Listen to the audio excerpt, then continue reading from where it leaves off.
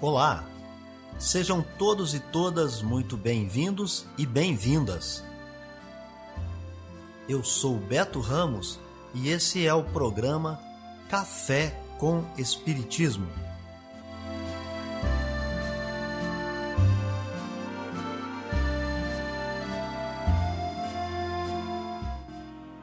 Um programa diário que aborda temas da filosofia, de conhecimentos gerais e de espiritismo. A verdade é o conhecimento que liberta.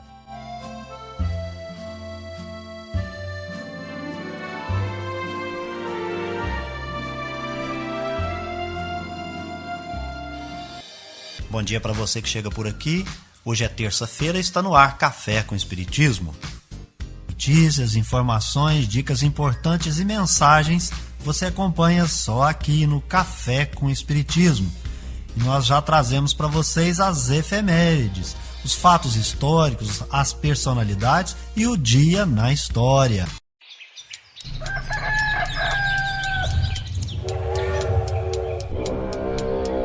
Dia na história.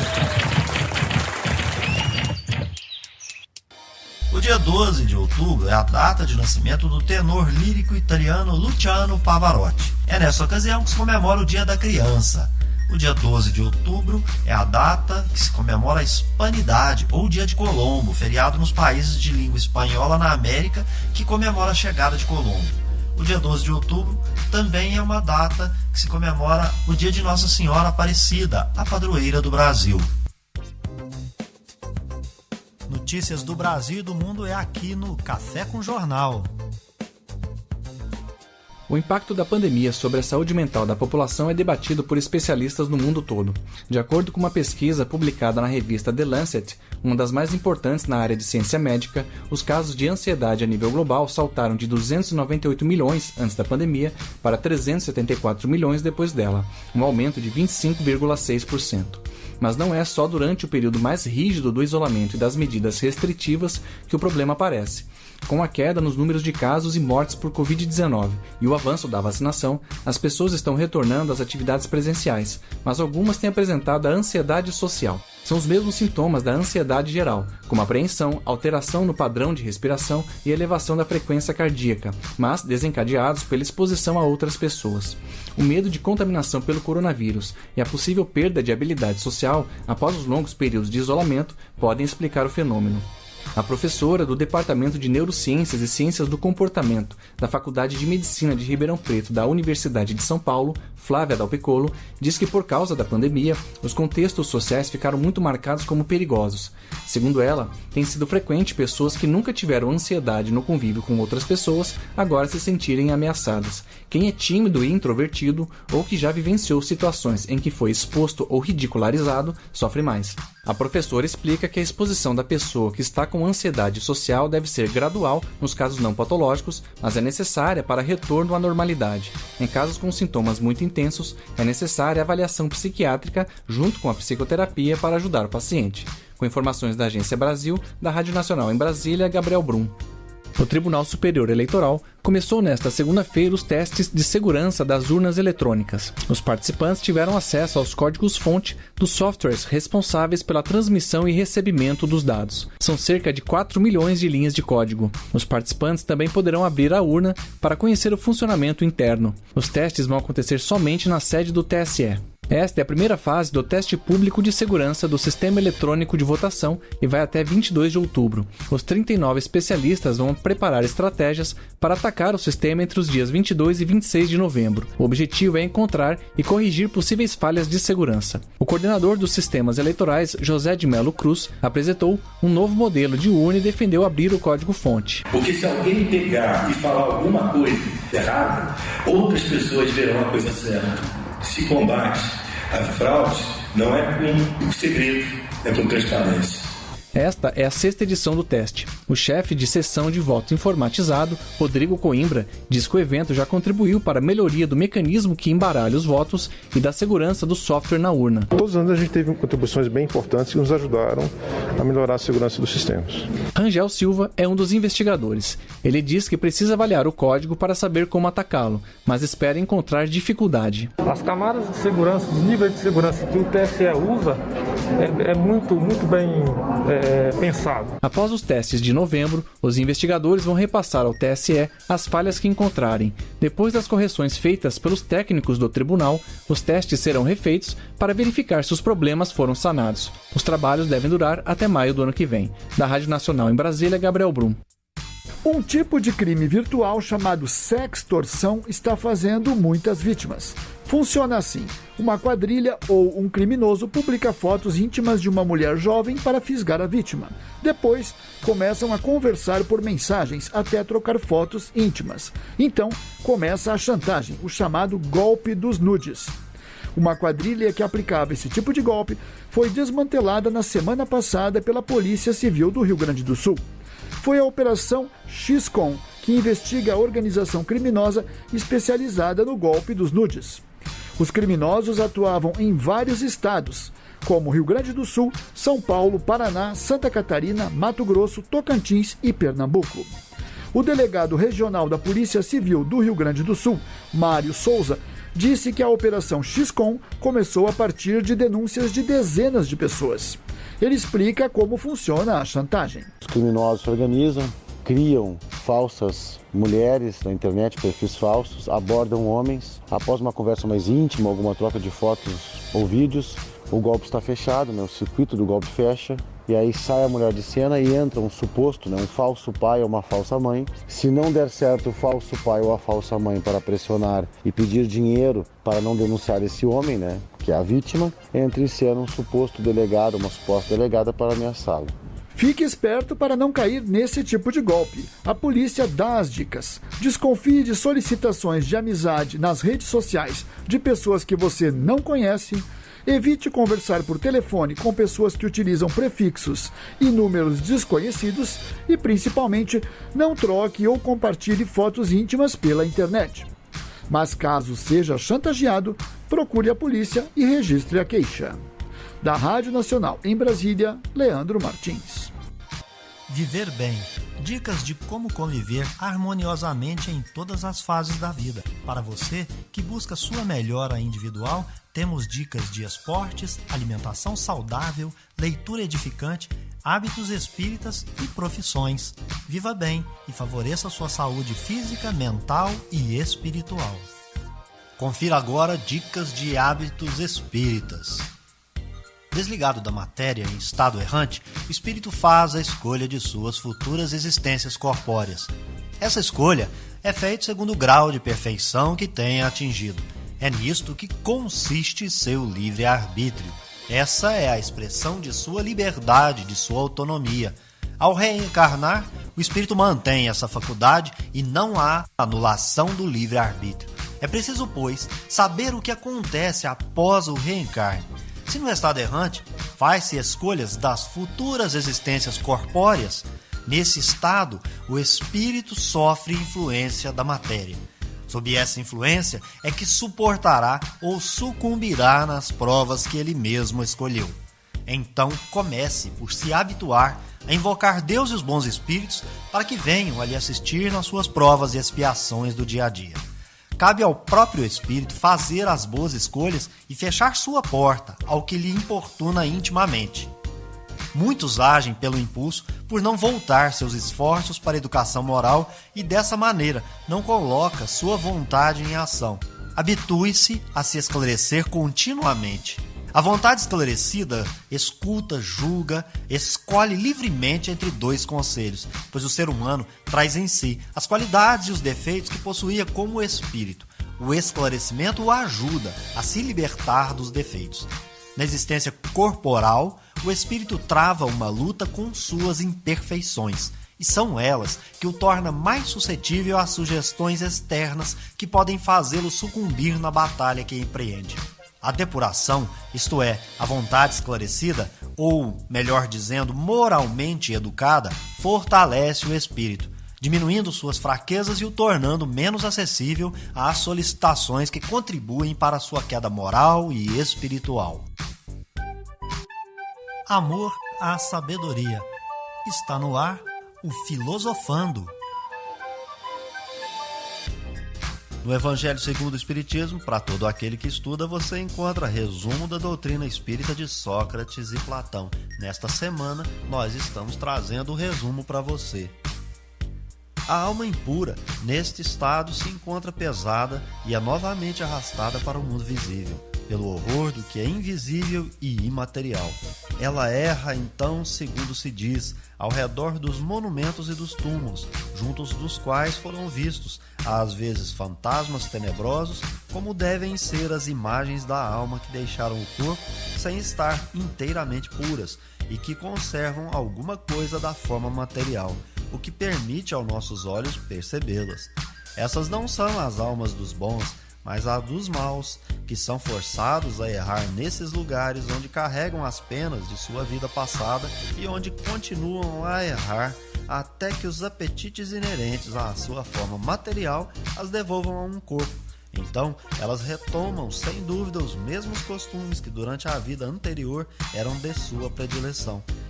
Não somente o princípio da reencarnação está aqui claramente expresso, mas também o estado das almas que ainda estão sob o domínio da matéria é descrito tal como o Espiritismo demonstra nas evocações. E há mais, pois afirma-se que a reencarnação é uma consequência da impureza da alma, enquanto as almas purificadas estão livres delas. O Espiritismo não diz outra coisa, apenas acrescenta que a alma, que tomou boas resoluções na erraticidade e que tem conhecimentos adquiridos, trará menos defeitos ao renascer, mais virtudes e mais ideias intuitivas do que na existência precedente, que assim cada existência marca para ela um progresso intelectual e moral. Após a nossa morte, o gênio Daimon, que nos havia sido designado durante a vida, nos leva a um lugar onde se reúnem todos os que devem ser conduzidos ao Hades para julgamento.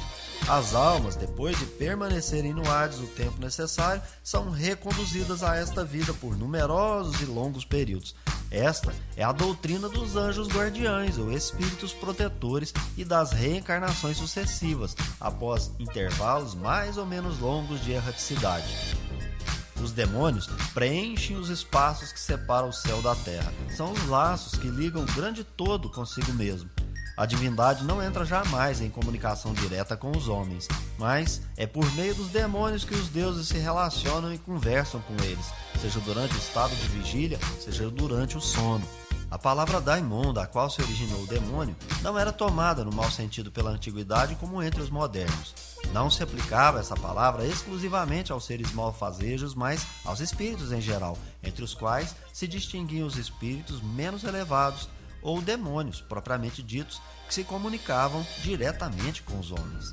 O Espiritismo ensina também que os espíritos povoam o espaço, que Deus não se comunica com os homens senão por intermédio dos espíritos puros, encarregados de nos transmitir a sua vontade, que os espíritos se comunicam conosco durante o estado de vigília e durante o sono. Substituí a palavra demônio pela palavra espírito e tereis a doutrina espírita. Ponde a palavra anjo e tereis a doutrina cristã. Café com Espiritismo. É hora da mensagem espírita. Hoje convido você para refletirmos sobre as causas de uma vida infeliz. Nós nos recordamos que Kardec, na obra Céu e Inferno, escreveu no Código Penal da Vida Futura que cada imperfeição traz consigo uma consequência desagradável. Hoje, quando nós andamos pelas ruas, nós percebemos uma multidão de espíritos infelizes, não só pelas questões materiais, mas também pelas questões espirituais. Nós não estamos falando apenas daquelas pessoas que pedem no sinal, daquelas pessoas que de alguma maneira, materialmente falando, estão abandonadas, mas de todas aquelas que nos demonstram estar perdidas, estar andando no mundo feito zumbis, Muitas delas ainda não acordaram, estão dormindo, passam-nos como sonâmbulos. E eu pergunto a você, olhando todo esse estado de coisas, se você tem condições de imaginar o mundo daqui a 50 anos. E é por isso que de tempos em tempos há que haver sim os expurgos, porque quando nós percebemos uma epidemia, pessoas com doenças extremas, contagiosas, elas vão sendo levadas para isolamentos. E assim o universo também busca separar esses espíritos inferiores, porque tiveram toda a oportunidade, mas junto daquela população a qual vive, não aproveita essa oportunidade. Na carta de Paulo aos Romanos, no capítulo 8, no versículo 13, o apóstolo disse: porque se viverdes conforme a carne, morrereis. Nos parece, viver como a carne é dar vazão aos impulsos inferiores. E quando eu dou vazão aos meus impulsos inferiores, eu vou agir como se fosse uma criancinha, aquela mimada que não pode ouvir não. E com isso, estamos vivendo uma infância espiritual. Comentando essa passagem de Paulo, no capítulo 78 da obra Pão Nosso, Psicografia de Chico Xavier, Emmanuel escreve com o belo título Segundo a Carne. E ali ele esclarece que todo aquele que vive dando vazão aos impulsos inferiores tem uma vida vazia, a limitação para ele é um fantasma, ele só tem noções negativas, o sofrimento para ele é um desespero, o trabalho revolta e o amor é um acidente do desejo individual. A dor para ele é intolerável, uma disciplina, prisão. Auxiliar os outros, que é isso, é humilhação.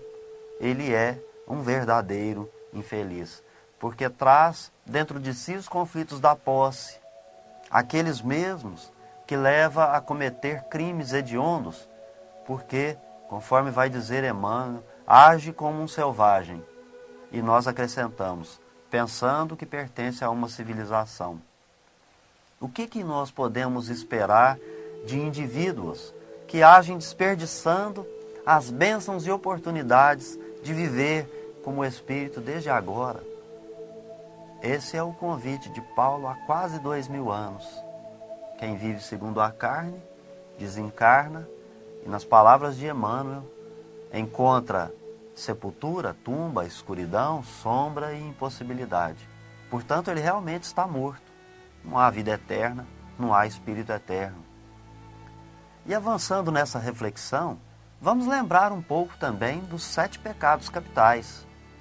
Isso causa uma vida infeliz. São eles: gula, luxúria, avareza, ira, soberba, preguiça e inveja. Mas estudando o Evangelho segundo o Espiritismo, a gente já aprendeu que dar vazão aos impulsos inferiores, cometer os 7 pecados capitais, são efeitos na carne. As causas são daqueles espíritos endurecidos, egoístas e orgulhosos, essas 2 chagas da humanidade. E o que essas quedas vão provocando em nós? Sofrimento. A alma sofre as consequências dessas imperfeições. Porque, contrário disso, felicidade será sempre sinônimo de purificação. Melhora como ser e melhora como indivíduo. Então, nós fomos também buscar, para contrapor esses 7 pecados capitais, os 7 elementos que já foi falado aqui no outro estudo, numa outra reflexão, os 7 elementos que estão contidos no Sermão do Monte. E aí eu convido você para ir lá fazer a sua leitura, está no Evangelho de Mateus, no capítulo 5.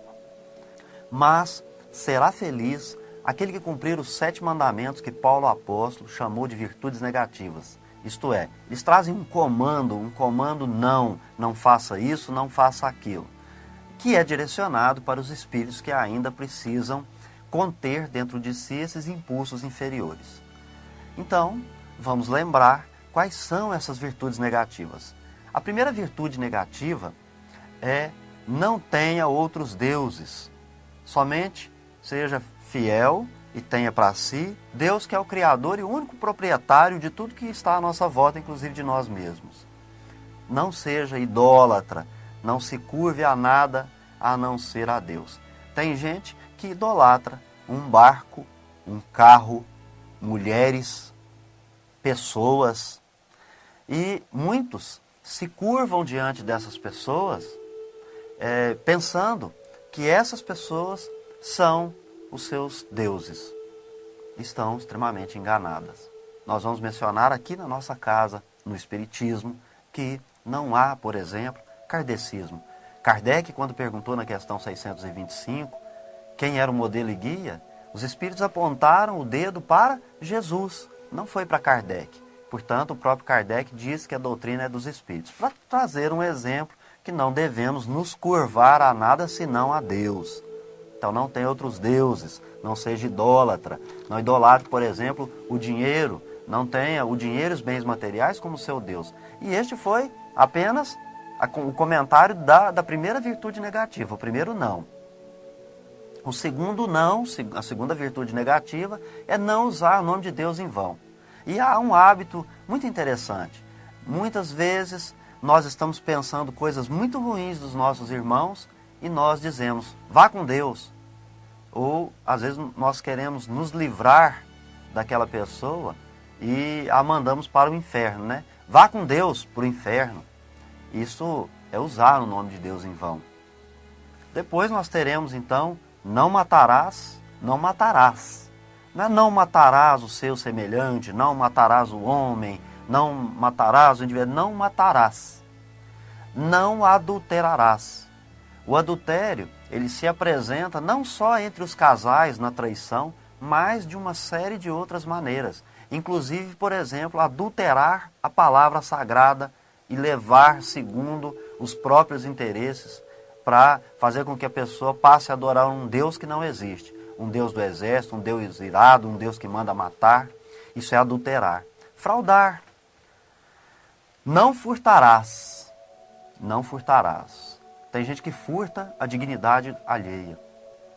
Quando uma pessoa é forçada a fazer algo que não quer, ela teve furtada de si, tomada de si a sua dignidade. Não é só os bens materiais, inclui também os bens materiais. Não darás falso testemunho. Aqui, por exemplo, os falsos profetas estão por aqui. Eles cometem o adultério da palavra e também prestam falso testemunho. Então, não, diante da justiça divina, não seja aquele que dá o falso testemunho. E por fim, a sétima é não cobiçarás. Aí você tem um roteiro para atuar em cima daquelas causas das nossas aflições atuais. E também, desta mesma forma, você vai atuar em cima das causas das aflições anteriores. Nós teremos dentro do decálogo as virtudes positivas, que é santificar um dia para ter uma relação com Deus, trabalhar e honrar pai e mãe. Então aqui há um tripé. Quando Jesus, numa passagem de Humberto de Campos, ele é confrontado por sua mãe Maria, que havia, como mãe, ido ao Sinédrio para pedir um trabalho e encaixar Jesus ali, naquele ensino, naquele estudo. Jesus nos dá essa lição dos 10 mandamentos, porque ele parado na porta, sabendo já o que significava aquela ida de sua mãe a algum lugar, e ele já tendo conhecimento íntimo, ele pergunta o que ela, sua mãe, queria dele. E ela fala, olha, eu estou preocupada com você, preocupada com o mundo, então eu acho importante você ter uma colocação, um trabalho. E aí ele escolhe trabalhar com o pai José na carpintaria, dar uma lição de honrar pai e mãe, ficar ali na família, trabalhar e santificar essa relação com Deus. É bem interessante, está na obra Humberto de Campos, naquela coleção. Eu indico você ler o livro Boa Nova. E aqui já caminhando para encerrar nossa reflexão, vamos lembrar Emmanuel, na questão 381, na obra O Consolador, psicografia de Chico Xavier, onde ele nos remete aos obsessores terríveis, que são orgulho, vaidade, preguiça, avareza, ignorância ou má vontade. E a maioria de nós é infeliz porque é vítima dessas energias perversas que habitam o coração da criatura, que a deixa cega para a luz de Deus. Mas contra isso há um remédio. Emmanuel nos convoca a um novo gênero de prece: trabalho, fé, esforço e boa vontade. Com isso, nós atingiremos as causas da vida infeliz. Burilhe o seu espírito, corrija suas imperfeições. Não dê vazão às suas paixões inferiores. Contenha-se. Diga não para as suas vontades. Aquilo que lhe faz mal, aquilo que lhe causa queda moral, diga não. E sofra essa dor do seu próprio não. Mas seja você o artífice do seu próprio destino, para que não haja, como foi dito nas Escrituras, choros e ranger de dentes, e ser levado para longe daqueles que você ama, perdendo a oportunidade da autocorreção, do burilamento próprio, dessa grande oportunidade que Deus nos dá de não morrer segundo a carne, porque o Espírito é eterno. É isso então, pessoal. Se inscreva no nosso canal, deixe sua impressão e comentário. Um forte abraço e até o próximo Café com Espiritismo. Fui! Este foi o nosso programa Café com Espiritismo. Um oferecimento de Instituto Revelare. Se inscreva em nosso canal, acione o sino das notificações e se torne membro para apoiar os projetos. Nós nos encontramos no próximo episódio.